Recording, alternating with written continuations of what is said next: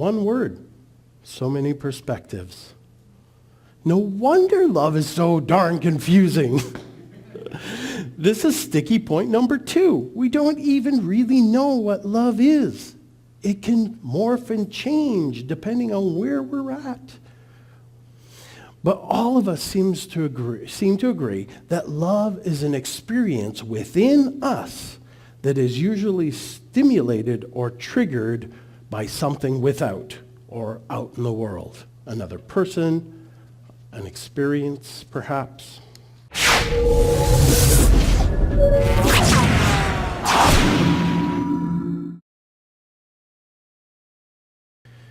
And it's okay and socially acceptable to talk about love in the mind and in the heart. But this leads us to the third and final sticky point of love.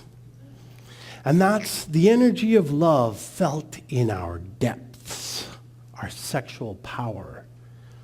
This is the power of creation that lives within us. It's the power of creation that without, none of us would be here. It'd be an empty room. Bunch of atoms floating around. And this is a taboo subject that is mired in shame and guilt. It's been repressed by society, and it's seen as dirty, as the gutter, as a lower instinctual drive. But to deny this very, very powerful energy within us is to leave us disempowered and incomplete. Your sexual power is creative. We don't call it making love for no reason.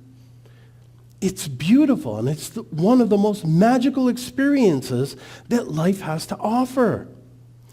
And the feelings of shame and guilt and repression are the biggest obstacles most of us face in learning to embrace our sexuality. Didn't know we were going to talk about sex in church, huh? It's more acceptable, this is the disturbing part. It's more acceptable in our culture to watch blatant murders on TV and movies than it is to watch a loving sexual expression or lovemaking. Am I the only one who sees how skewed this is? Sadly, we've been sexually repressed by religion, government, our families, our communities, and this has driven sexuality and our sexual power into the shadows, the place where porn becomes the model of what sex should be like. That's depraved. Few of us are willing to talk about it.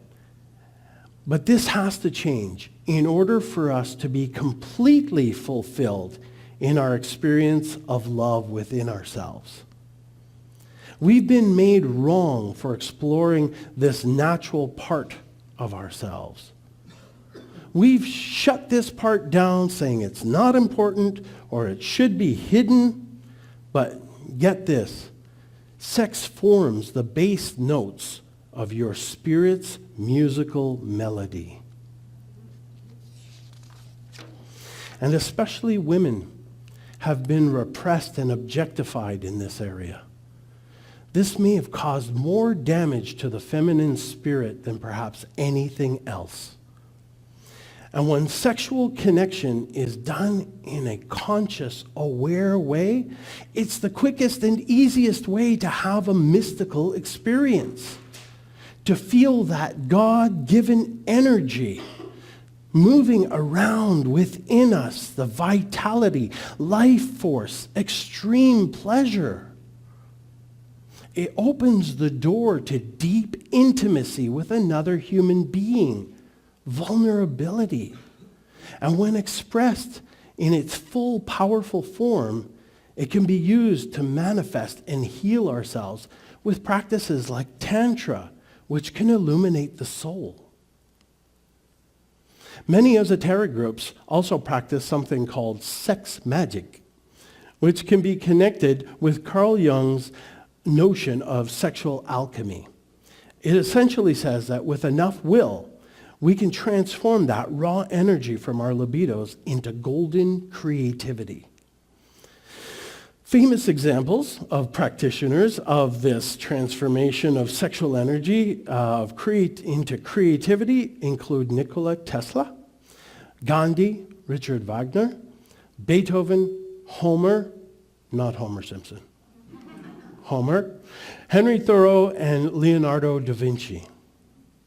You see, this is a part of you that you must embrace if you are to have a whole and complete experience of love this lifetime. And it doesn't matter. It doesn't require you to have a partner. You can feel and experience this energy within yourself. And it experiences right below the navel. 2 inches for men, 3 inches for women. And that's the power that moves from that chakra right there. I urge you to begin to talk about it, to begin to face and heal the shame, guilt, and stigma related to your sexual power. This is where passion bubbles up from. And this is an essential ingredient in the power of love.